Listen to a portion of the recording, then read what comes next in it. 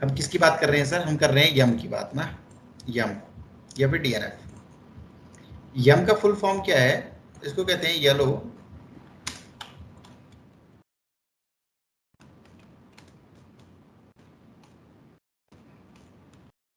क्या कहते हैं इसको? Yellow dog updater modifier. है क्या है? It is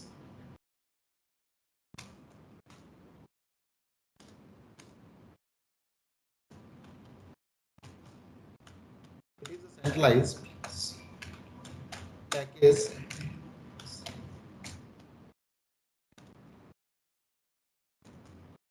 it is a centralised package management service. क्या कहते हैं ये हमको? एक सेंट्रलाइज्ड पैकेज मैनेजमेंट सर्विस है सिस्टम के अंदर। सेंट्रलाइज्ड पैकेज मैनेजमेंट सर्विस का मतलब क्या है? बोलता है it is mainly used to provide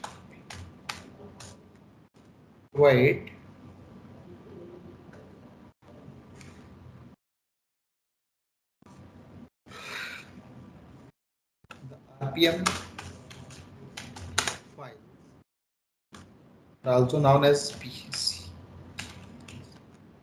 जिनको हम क्या कहते हैं अपना पैकेजेस कहते हैं, या फिर विंडोज के अंदर जिनको हम क्या कहते हैं अपना सॉफ्टवेयर कहते हैं। It is mainly used to provide the file. और कौन सी फाइल्स की बात कर रहा है?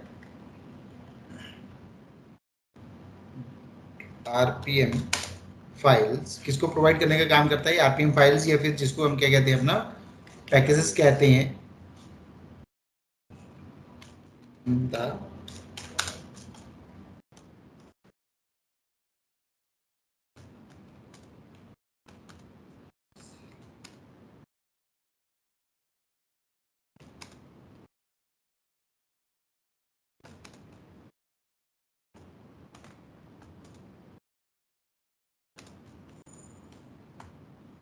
एक ऐसी सेंट्रलाइज सर्विस है, यानी इसको हम क्या कहते हैं अपना सेंट्रलाइज पैकेज मैनेजमेंट सर्विस भी कहते हैं।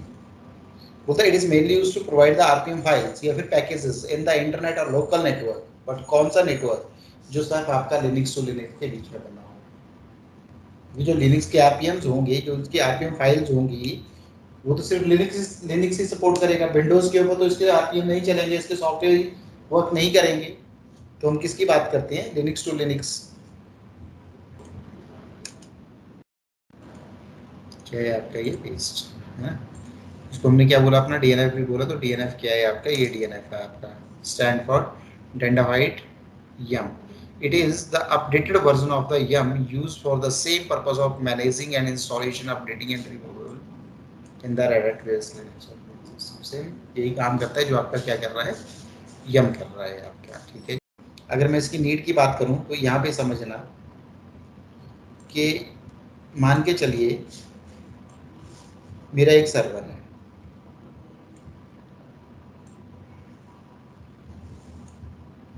ये मेरा क्या है? क्लाइंट है।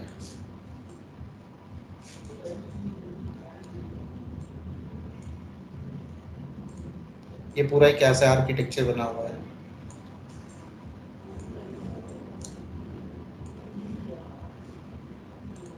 ये जो मशीन है आपका, ये क्या है आपका? आपने बोला सर ये आपका RHEL8 है, और इसका जो IP है वो क्या है आपका? 10.1 है। ये मशीन भी आपकी क्या है? RHEL8 है। ये मशीन भी आपकी जो है वो RHEL8 है। ये मशीन भी क्या है आपकी? RHEL8 है। इसका IP मान के चलिए आपके पास जो 10.0.0.2 है। इसका IP मान के चलिए आपके पास जो 10.0.0.3 है। और इसका IP मान के चलिए आपके पास जो है वो 10.0.0.4 है। ऐसे पूरा एक नेटवर्क बना हुआ है। ऐसे पूरा एक नेटवर्क बना हुआ है हमारे पास। अब बोलता है सर कि जब मैं पैकेज को इंस्टॉल करने के लिए, अब क्या बोला यहाँ पे सर? मेरे पास पैकेज पैकेज पैकेज इंस्टॉलेशन एम मेरे पास पैकेज इंस्टॉलेशन मेथड थे। वो कितने तरह के थे? या तो वाया आरपीएम कमांड हमने कल यूज करना सीखा था, बाय आरपीएम कमांड लगा के हमने इसको इंस्टॉल किया था पैकेजेस को। बट यहाँ पे प्रॉब्लम क्या आई थी, यहाँ पे पैकेज तो आपके इंस्टॉल हो जाते थे, आप उनको अपडेट भी कर देते थे, आरपीएम से आप उनको रिमूव भी कर देते थे।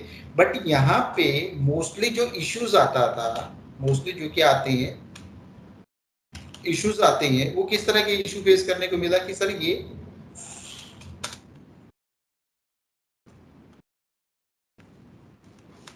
आपका क्या नहीं करता था, नो डिपेंडेंसी रिजॉल्व, ये मोस्टली आपका डिपेंडेंसी रिजॉल्व नहीं कर पाता है ना। अब एक सॉफ्टवेयर को रन करने के लिए जितनी भी नेसेसरी फाइल्स हैं उनको प्रॉपर ये क्या नहीं कर पाता था, रिजॉल्व। आरपीएम तो ठीक है, उसने विदाउट डिपेंडेंसी तो इंस्टॉल कर दिया, लेकिन विदाउट डिपेंडेंसी भी हमारे काम तो नहीं चलेगा ना, सॉफ्टवेयर प्रॉपर रन ही नहीं करेगा। अगर कोई हैवी सॉफ्टवेयर है और उस सॉफ्टवेयर के आपके जो है वो 10 से 15 डिपेंडेंसियां हैं, तो ये क्या नहीं कर पाता था, उनको प्रॉपर्ली रिजॉल्व नहीं कर पाता था। एक तो मेरे पास इशू आ रहा था ये, जिसकी वजह से मेरे को कोई ऐसी टेक्निक यूज करना पड़ी जो मेरी साथ साथ में पैकेज तो इंस्टॉल करे ही करे, लेकिन साथ साथ में मेरी डिपेंडेंसीज को भी क्या करे, रिजॉल्व करने का काम करे और प्रॉपरली इंस्टॉलेशन करे। पहला कॉन्सेप्ट यहाँ पे। दूसरा मैंने बोला सर मेरे पास एक पहली प्रॉब्लम तो ये हो गई, जिसकी वजह से मेरे को किसके साथ काम करना पड़ा, जिसकी वजह से मेरे को क्या यूज करना पड़ा, जिसकी वजह से जो मेरे को अपना यम बनाना पड़ा भाई नेटवर्क के अंदर।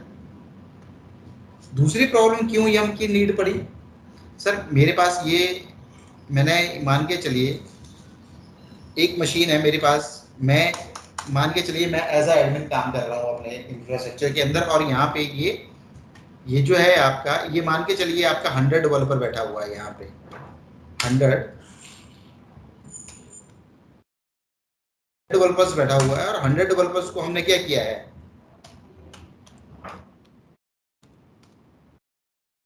लिनक्स 100 लिनक्स की मशीन प्रोवाइड की हुई है। वो तो डेवलपर है, उसको कितना पता है, उसको तो सिर्फ अपना कोड रन करने का पता है। मान के चलिए ये लिनक्स की मशीन है, और यहाँ पे जो डेवलपर बैठा है वो उस एप्लीकेशन को जो रन कर रहा है ना, उसके लिए उसको किस चीज की नीड है, पी वाई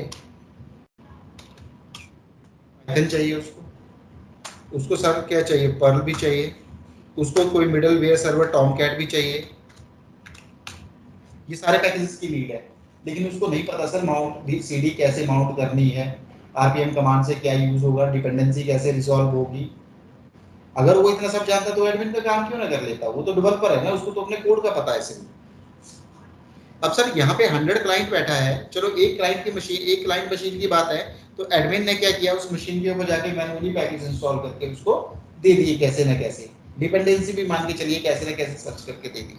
लेकिन यहाँ पे तो 100 मशीनें लगी हुई है, और 100 मशीन जो है आपको हर एक 2 दिन के अंदर है, हर एक कुछ टाइम बाद उनको तो किसी ना किसी चीज की नीड पड़ जाती है, किसी ना किसी सॉफ्टवेयर की, क्योंकि डेवलपमेंट टेस्टिंग चल रही है यहाँ पे। अब सर क्या एडमिन हर एक मशीन के ऊपर मैनुअली जाके एक एक करके सब सिस्टम के ऊपर पैकेज इंस्टॉल करता रहेगा, सॉफ्टवेयर इंस्टॉल करता रहेगा, फिर प्रॉब्लम वाली बात आ गई ना। तो यम सर्वर के आने के दो कारण क्या बने, एक तो डिपेंडेंसी रिजॉल्व नहीं हो पा रही थी, और दूसरा जो क्लाइंट एंड बैठा था वहां पे भी क्या आ रही थी, दिक्कत आ रही थी। तो ये क्लाइंट्स एंड पे जो बैठा है उसको तो सिर्फ अपने कोड का पता, उसको नहीं पता सीडी को कैसे माउंट कराना है, आरपीएम कमांड से कैसे पैकेज इंस्टॉल करने हैं, और ऐसे काम डे बाय डे हर एक मशीन के ऊपर आपको करने पड़ते हैं। तो दूसरा कारण यही था आपका, किसका, यम का।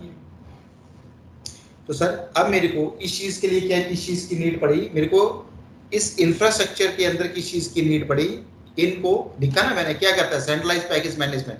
तो ये सेंट्रलाइज पैकेज मैनेजमेंट, अगर मैं इसको क्या बनाऊंगा अपना यम सर्वर बनाऊंगा, इसको मैं क्या बनाऊंगा अपना, अगर इसको मैं क्या बनाऊंगा यम सर्वर बनाऊंगा, तो फिर ये एक ऐसा मेरे पास सेंट्रलाइज सर्वर हो जाएगा, सर्विस हो जाएगी, जो इन सब क्लाइंट मशीन को क्या करेगी, इनके नीड के अकॉर्डिंग पैकेज प्रोवाइड करेगी। क्लाइंट को क्या करना है, सिर्फ क्लाइंट को यहाँ पे बताना है कि यम इंस्टॉल ये वाला, यम इंस्टॉल ये वाला, यम अपडेट ये पैकेज, यम रिमूव पैकेज। और यहाँ पे भी मेरे पास क्या होना चाहिए, जब यम सर्वर बन जाएगा तो यहाँ पे भी मैं बिना सीडी के बिना डीबीडी के, ये क्लाइंट भी बिना सीडी डीबीडी के क्या करेगा, अपने इस सर्वर से क्या करेगा, अपने पैकेजेस को इंस्टॉल करना शुरू कर देगा। उसको मैनुअल नीड ही नहीं है, उसको तो मैंने एक कमांड रटवाई है कि तुम्हारे को पाइथन चाहिए, तुम्हारे को जावा चाहिए, तुम्हारे को पर्ल चाहिए, तुम्हारे को बैश चाहिए, तुम्हारे को टॉमकैट चाहिए, तुम्हारे को अपाचे चाहिए, एनी टाइप ऑफ सर्विस, कोई भी सर्विस चाहिए, कोई भी पैकेज चाहिए, तुम्हारे पास इतना रट लेना कि यम इंस्टॉल तो तुम्हारा लगेगा ही लगेगा। उसके बाद तुम अपना पैकेज का नाम दे देना जो तुम्हारे को चाहिए। अपडेट करना है, यम अपडेट और पैकेज, बस इतना रटवाया है मैंने, उसको इतना बताया है मैंने क्लाइंट को। अब आपको हर एक मशीन के ऊपर मैनुअल जाने की नीड ही नहीं पड़ेगी। लेकिन सर जब आप इस मशीन जब आप क्लाइंट्स को ये सब चीज बताओगे तो पहले सर आपके पास यम सर्वर तो बना होना चाहिए। आपके पास क्या होना चाहिए? यम सर्वर बना होना चाहिए। तो अभी हम जो कॉन्सेप्ट कर रहे हैं कि भाई ये पहली बात तो ये यम सर्वर, क्लाइंट तो बात की बात है, डिस्ट्रीब्यूट करो तो बात की बात है, पहले तो मेरे पास अपना ये पूरा डेटाबेस बना होना चाहिए यम का। तो हम इस मशीन को क्या कर रहे हैं, मैनुअली अपना क्या बना रहे हैं, यम सर्वर बना रहे हैं। तो यम सर्वर बनाने के लिए जो मैं यहाँ पे फर्स्टली सबसे पहले हम क्या कर देते हैं, आईपी सेट कर देते हैं। बट अब सिंगल मशीन के ऊपर आईपी की नीड नहीं है, बट यम क्या करेगा, सर्विसेज प्रोवाइड करेगा, तो दूसरी मशीन के साथ कम्युनिकेशन तो होना चाहिए। तो पहले अपना आईपी देख लो, कोई दिक्कत नहीं है, आईपी देख लिया, उसके बाद बोलता है आपने क्या करना है, जो पैकेज प्रोवाइड करना है यम कॉन्फ़िगर, यम कॉन्फ़िगरेशन है तो आपकी यम की कॉन्फ़िगरेशन है, उसको आप 3 वे से करोगे, मतलब क्लाइंट के लिए 3 वे से शेयर कर सकते हो, वाया एनएफएस भी शेयर कर सकते हो, वाया HTTP भी शेयर कर सकते हो, और वाया FTP भी शेयर कर सकते हो। आपने क्लाइंट के लिए जो प्रोवाइड करने हैं ना पैकेज, उनके लिए क्या यूज करोगे आप? आपने बोला सर मेरे को या तो वाया एनएफएस कर दो, या वाया HTTP कर दो, या फिर वाया FTP कर दो। आपने बोला सर हम यहाँ पे जो यूज करेंगे, अभी हम यहाँ पे कौन सा यूज करेंगे, यूज वाया FTP METH। अभी हम कौन सा मेथड यूज करेंगे यहाँ पे, मैंने बोला वाया FTP मेथड यूज करेंगे। तो सर सबसे पहले अगर आपको वाया FTP मेथड यूज करना है तो यहाँ पे एक कंसेप्ट है कि सबसे पहले इस मशीन में क्या चाहिए, PAC एक पैकेज चाहिए, और पैकेज किस नाम से होना चाहिए आपका, FTP का पैकेज चाहिए आपको। तो पैकेज किस नाम से है, VSFTPD नाम का आपके पास एक पैकेज होना चाहिए। और आपके सिस्टम पैकेज कहाँ से इंस्टॉल होगा, पहले तो डीवीडी से ही होगा। जैसे ही आपने इस मशीन के अंदर क्या किया, एक पैकेज डाल दिया आपने इस मशीन में, क्या बोला कि मेरे को क्या करना है, या फिर मैं एक दूसरा पेज ले लेता हूँ।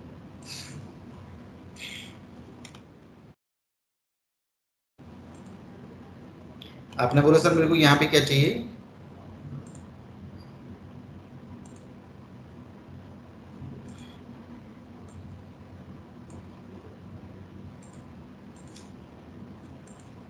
ये आपने बोला सर मेरे को उसको यम बनाना है। सबसे पहले तो उसी को यम बना लेते हैं। कौन सी मशीन है ये आपकी, हमने बोला ये RHEL8 है, और IP इसका 10.1 है। और इस मशीन को मेरे को क्या करना है, यम सर्वर पर कॉन्फ़िगर करना है। तो सबसे पहले इस मशीन के अंदर मेरे को क्या चाहिए, PAC एक पैकेज चाहिए, और जो मेरा पैकेज होना चाहिए वो किस नाम से होना चाहिए, VSFTPD नाम से। VSFTPD को पूरा नाम क्या है, इसको कहते हैं VERY very SECUR very secure file transfer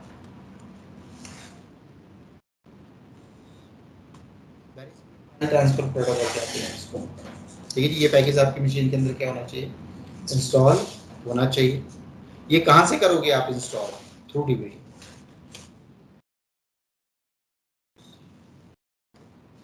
कहाँ से करोगे, थ्रू डीवीडी, या फिर कहाँ से, ISO फाइल से। जैसे ही आप ये FTP का पैकेज इंस्टॉल करोगे आपकी मशीन के अंदर /var के अंदर FTP के अंदर पब नाम की डायरेक्टरी बन जाएगी। पब मतलब पब्लिक डायरेक्टरी। इस पब्लिक डायरेक्टरी के अंदर आप जो भी डेटा रखोगे पब, वो क्लाइंट के लिए क्या हो जाएगा आपका, पब्लिक के लिए ओपन हो जाएगा। ठीक है जी। तो मैंने क्या किया, मैंने इस मशीन के ऊपर आपका जैसे ही FTP का पैकेज डाला, कहाँ से डाला मैंने इस मशीन के अंदर, थ्रू डीवीडी ना। पहले मेरे को यहाँ पे क्या करना पड़ा, यहाँ पे मेरे को पहले अपनी ISO क्या करनी पड़ी आपकी, ISO माउंट करवानी पड़ी। फिर मेरे को आपका FTP का पैकेज डालना पड़ा, और FTP का जैसे ही मैंने पैकेज डाला, इस मशीन के अंदर क्या बन गया, /var/www के अंदर क्या बन गया मेरा, /var के अंदर FTP के अंदर पब्लिक डायरेक्टरी। और इसके अंदर मैंने क्या कर दिया, जो CD का सारा डेटा था उसको यहाँ पे माउंट कर दिया पब के अंदर, पब्लिक डायरेक्टरी के अंदर। ठीक है ना। कहाँ से किया, कहाँ से उठाया मैंने ये सारा डेटा, CD से। और कहाँ पे माउंट करके रख दिया, पहले तो पैकेज इंस्टॉल कर दिया, पैकेज इंस्टॉल करने के बाद माउंट करके माउंट किया, माउंट करने के बाद से सारा का सारा मटेरियल जितने भी पैकेज जिससे कल मैंने दिखाए थे वो कहाँ पे रख दिए। और क्या होता है इसकी कॉन्फ़िगरेशन फाइल है, जिसकी कॉन्फ़िगरेशन फाइल है वो किस नाम से है, /etc के अंदर यम etc के अंदर किस नाम से है, मैंने बोला यम, क्या कर रहा है ये, यम डॉट की कॉन्फ़िगरेशन फाइल किस नाम से है, यम डॉट रेपोस डॉट डी नाम से है। मैंने इसकी कॉन्फ़िगरेशन फाइल पकड़ी। हाँ, इसकी कॉन्फ़िगरेशन फाइल के अंदर मैंने क्या कर दिया, एक फाइल बना ली मैंने यहाँ पे जाके यम डॉट रेपोस डॉट डी के अंदर किस नाम से, मैंने बोला सर्वर डॉट रेपो, किस नाम से बनाई, server dot repo, server any name कुछ भी नाम हो सकता है। ये इसकी डायरेक्टरी है यम etc यम डॉट रेपोस डॉट डी, ये इसकी कॉन्फ़िगरेशन फाइल की डायरेक्टरी है। और फाइल किस नाम से है, सर्वर नाम से है, जहाँ पे मैंने बाइंड कर दिया पूरा का पूरा, ये आपका FTP सर्वर है, इसके अंदर ये रिक्वायरमेंट्स हैं। इसी सर्वर रिपोर्ट के अंदर मैंने सारी कॉन्फ़िगरेशन कर दी। उसके बाद होगा इसकी अपनी क्या होगी, DAEMON डेमन सर्विस भी होगी, जिसको आपको क्या करना पड़ेगा, रीस्टार्ट या इनेबल करना पड़ेगा। और किस नाम से होगी, वो आपका VSFTPD नाम से ही होगी, जिसको रिस्टार्ट करना है। तो इसको प्रैक्टिकली कैसे करना है वो प्रैक्टिकली सेशन देख लेते हैं। तो सबसे पहले आपको क्या करना है,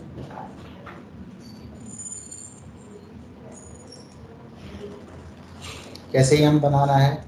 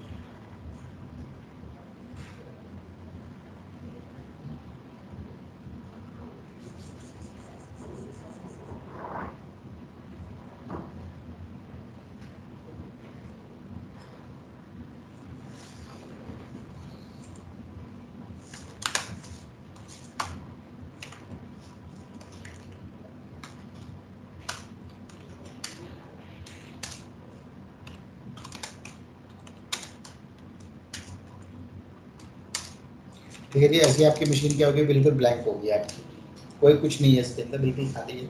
हम इस मशीन को ऐसा ही हम सर्वर प्रमोट करेंगे।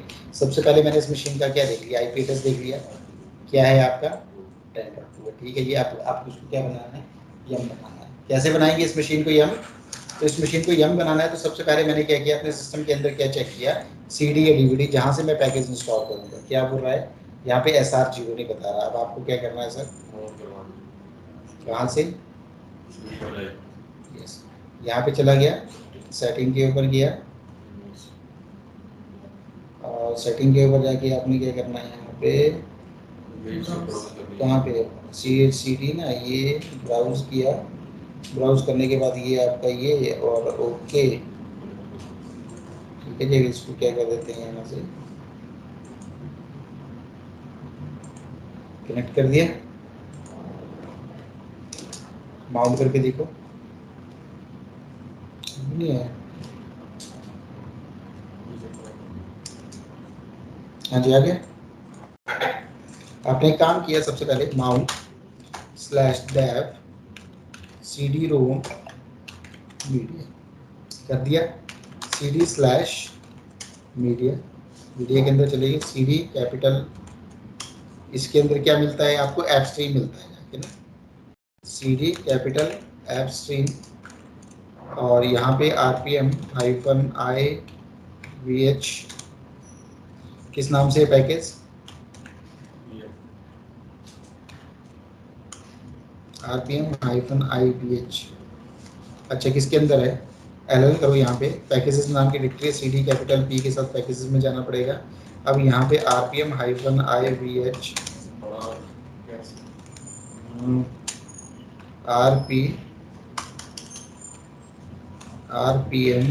RPM-IVH किस नाम से होना चाहिए, FTP का पैकेज बन गया।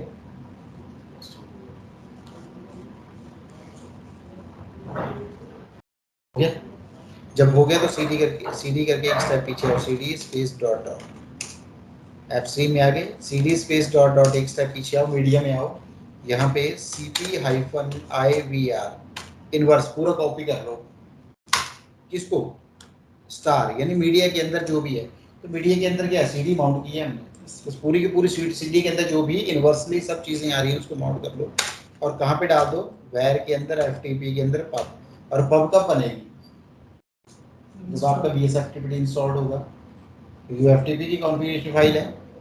तो अब होगा क्या, CD के अंदर जो जितना मटेरियल आपको दिख रहा था ना, जितने भी पैकेज उसके सब कहाँ पे आ जाएगा, पब के अंदर। अब ये 10 GB क्या है अप्रोक्स आपका कॉपी होने में थोड़ा सा टाइम देगा, देखते हैं कब तक होता है आपका ये बैर FTP पब में, मीडिया में है ना, भी अब हम हटा दिया, अनमाउंट जो CD डाली थी उसको सिस्टम से क्या कर दो, हटा दो, एग्जैक्ट बाहर निकाल दो। देखो जरा जाके CD बैर FTP पब, अब वो सारे के सारे पैकेज कहाँ पे आ गए हैं, CD के सारा मटेरियल हमने यहाँ पे कॉपी कर लिया ना, मीडिया में पहले दिखा रहा था, पहले मीडिया में था ना, अब कहाँ पे आ गया, मेरे बैर FTP पब में आ गया। अब सीधा एक काम करना है आपने, यहाँ पे जाना है, कहाँ पे जो यम की कॉन्फ़िगरेशन फाइल होती है किस नाम से होती है, etc yum.repos.d के अंदर होती है, कहाँ पे होती है, तो आपने ऐसे चले जाना है उसके अंदर, या तो कुछ लोग ऐसे चले जाते हैं कैसे, CD/etc के अंदर जाके yum.repos.dll यहाँ पे कोई फाइल बना लेते हैं जाके, विम किस नाम से, विम स्पेस किस नाम से बना लेंगे,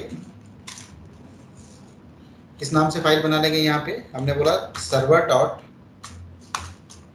रेपो, किसी भी नाम से फाइल बना लो, सर्वर ABCXYZ, बट उसकी एक्सटेंशन आपने क्या रखनी है, डॉट रेपो रखनी, ये रिक्वायर्ड है। या कुछ लोग ऐसे नहीं बनाते, कुछ लोग ऐसे कर लेते हैं डायरेक्ट जाके, कैसे बोलते हैं भाई vim/etc के अंदर जाओ और इसकी कॉन्फ़िगरेशन yum.repos.d में चले जाओ और यहाँ पे ऐसे फाइल बना लो, server.rep बना दी सर, इस नाम से server.repo नाम से, i2 insert, ये ब्लैंक फाइल बना, ब्लैंक फाइल है आपके, server.repo आपने बनाई ना अभी ये, यहाँ पे आप कुछ एंट्रीज करनी है आपको। सबसे पहले तो आपने क्या बोला सर, रेपो आईडी दे दो, रेपो मतलब सेंट्रलाइज्ड डेटाबेस रिपोजिटरी, यहाँ से वो क्लाइंट के लिए क्या करेगा, सॉफ्टवेयर सर्विसेज प्रोवाइड करेगा, that is centralised repository. Centralised repository मतलब सेंट्रलाइज्ड डेटाबेस, जहाँ पे सारे के सारे पैकेज क्या हैं आपके स्टोर्ड है, जहाँ से उठा के क्लाइंट को क्या देगा, पैकेज देगा, या फिर जहाँ से उठा के वो अपने आप क्या करेगा। अब देखो CD तो है नहीं है, DVD है नहीं है, USB है नहीं है, तो सेंट्रलाइज्ड डेटाबेस बनेगा ना, जब मैं कमांड लगाऊंगा तो कमांड कहाँ पे जाएगी, डेटाबेस में जाएगी, और डेटाबेस से उस चीज को सर्च करके आपको क्या करेगी, उसकी आउटपुट दे देगी, दैट इज सेंट्रलाइज्ड रिपोजिटरी। तो उस रेपो का, उस रिपोजिटरी की जो आइडेंटिटी है वो मैंने क्या दे दी, repo ID Red Hat, any name कुछ भी नाम दे दो, नेम इज इक्वल टू, यहाँ नेम की जगह भी कुछ भी नाम दे दो, मैंने दे दिया ऐप, ठीक है। बस ये एंट्री आपकी बिल्कुल एग्जैक्ट होनी चाहिए, base URL is equal to क्या, फाइल सेमीकोलन ट्रिपल स्लैश, कहाँ पे है, वेयर के अंदर है, FTP के अंदर है, पब के अंदर है, capital A double P capital STREAM, app stream, app stream के अंदर ही सारे पैकेजेस थे ना, एप्लीकेशन से रिलेटेड जितने पैकेजेस थे वो कहाँ पे थे, ऐप स्ट्रीम में थे। बस ये पाथ बिल्कुल एग्जैक्ट होना चाहिए आपका। इसके बाद ENAVLED enabled is equal to 1 GPZ CHECK is equal to 0। ये तो आपने किसके लिए बना ली, ऐप स्ट्रीम के लिए बना ली, लेकिन एक रिपोजिटरी किस नाम से होती है, बेस ओएस भी होती है, जहाँ पे सिस्टम से ऑपरेटिंग सिस्टम से रिलेटेड है ना। तो इसके लिए क्या बनाना पड़ेगा, मैंने बोला एक काम करते हैं, रेड इसकी दूसरी क्या देते हैं, रेड 1 दे देते हैं। वो रेड थी, ये मैंने क्या दे दिया, एनी नेम, कुछ भी नाम दे देना है इसकी जगह। नेम इज इक्वल टू, मैंने क्या दे दिया, कैपिटल BASE और base URL is equal to file semicolon triple slash where के अंदर FTP के अंदर कहाँ पे है, पब के अंदर पब के अंदर capital BASC capital OS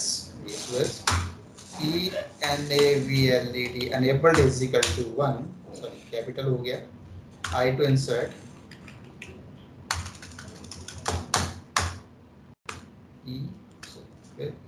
ENAVLED enabled is equal to 1 GPZ CHECK is equal to 0। ठीक है जी, WQ2 सेव करके, सेव करके बाहर आ गए।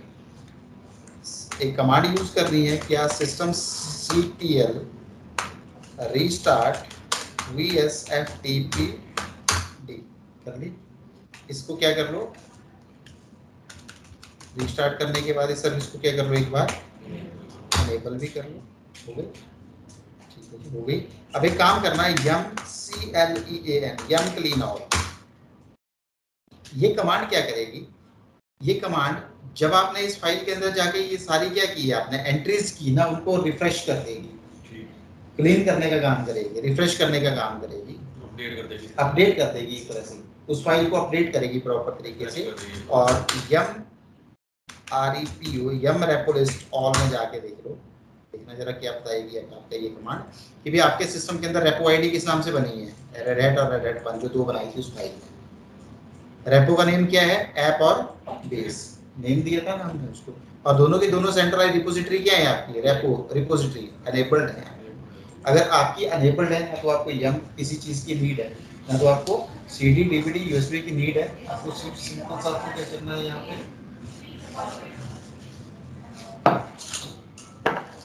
सिंपल सा आपको क्या करना है, एक कमांड यूज करना है, यम इंस्टॉल। क्या पैकेज चाहिए आपको, आपने बोला सर मेरे को एक काम करना है, FIREFOX ये पैकेज आपको इंस्टॉल करना है। कहाँ पे जाएगा देखना है, सबसे पहले कहाँ पे जाएगा चेक करते हैं, कहाँ पे जा रहा है पैकेज, क्या कमांड लगाई थी मैंने, यम इंस्टॉल, पैकेज का नाम दिया। देखना जरा ढूंढने के लिए कहाँ पे किया है ये, the system is not registered in the Intertel server, you can subscription manager to register last metadata expiration check। ये वो तक पैकेज किया है जिसको आपने बोला है, बट ऑलरेडी है तो इंस्टॉल्ड ही है। डिपेंडेंसी कहाँ से रिजॉल्व कर रहा है ये, आर्किटेक्चर क्या है इसका, वर्जन क्या है इसका, रिपोजिटरी कौन सी है आपकी, और रेड हैट किसकी है, दो ही है ना, ऐप स्ट्रीम की। ठीक है, आर्किट कौन सा पैकेज है जो अपग्रेड करने के लिए जा रहा है, क्योंकि इंस्टॉल तो है ही, तो उसको अपग्रेड मारते हैं। आर्किटेक्चर क्या है, वर्जन क्या है, कौन सी रिपोजिटरी में जा रहा है, उसका साइज कितना है, ट्रांजैक्शन समरी, अपग्रेड 1 पैकेज, क्या बोला आपने इसको बाय,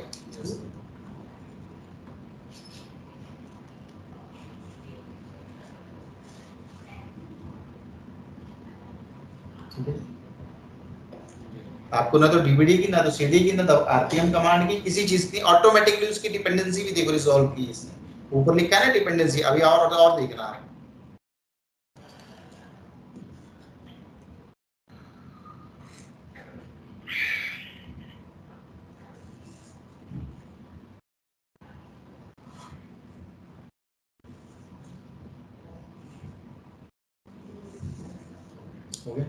आपने बोला सर कल हमने क्या करके देखा था, आपने बोला सर एक काम था हमारे को ना, HTTPD की इतनी सारी डिपेंडेंसी नहीं मिल रही थी, बाय आरपीएम से प्रॉब्लम आ रही थी ना सारी डिपेंडेंसी की, फिर हमने हाइफन हाइफन नो डेप्स लगाया था, ऑटोमेटिकली देखना क्या हुआ, कितने पैकेज, क्या अपग्रेड इनको कर रहा है, इंस्टॉल इनको कर रहा है, कहां से सारी की सारी आई देखना, कुछ आपकी रेड हैट से आई, कुछ आपकी कहां से आई, यानी रेड हैट के अंदर क्या है, एपस्ट्रीम रेड हैट 1 के अंदर क्या है, तो कुछ वो सर्च करके ऑटोमेटिकली कहां से ला रहा है, बेस ओएस से ला रहा है कुछ, जबकि कल मेरे को क्या करना पड़ रहा था भाई, एपस्ट्रीम माउंट किया तो एपस्ट्रीम से ही बाय, वो तो आपका बेस ओएस में नहीं जा सकता था। अब जब उसकी डिपेंडेंसी कुछ बेस ओएस में पड़ी थी फिर, तो देखो ये ऑटोमेटिकली दोनों चीजों को, जो उसकी डिपेंडेंसी है उसको चेक कर रहा है और रिजॉल्व कर रहा है, और सारा पकड़ के लिया कि आपको क्या बोल रहा है कि भाई हमने आपकी डिपेंडेंसी को प्रॉपर क्या कर ली, रिजॉल्व कर ली। अब पूछ रहा है तुम्हारे से क्या, तुम्हारे को इंस्टॉल करना है या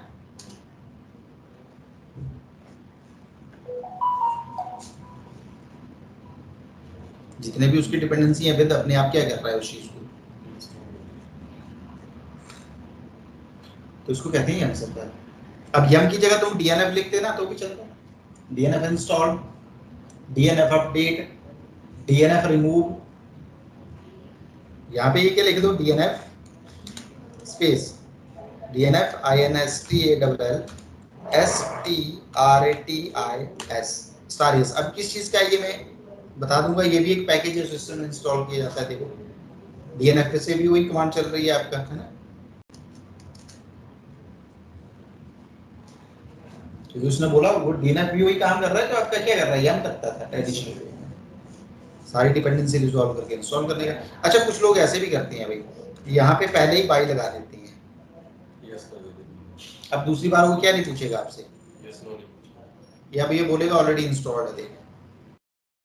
लेकिन कुछ लोग क्या करते हैं, मैंने बोला जैसे आप किसने क्या बोला भाई, एक पैकेज मेरे को बाइंड का करना है, कुछ पैकेज होते हैं, एक आपका एसएमपी का करना है, ऐसे मल्टीपल पैकेज भी आप एक टाइम में स्टार लगा दो हाइफन बाई कर, क्या हो रहा है, बाइंड BIND, सॉरी ये क्या होना था,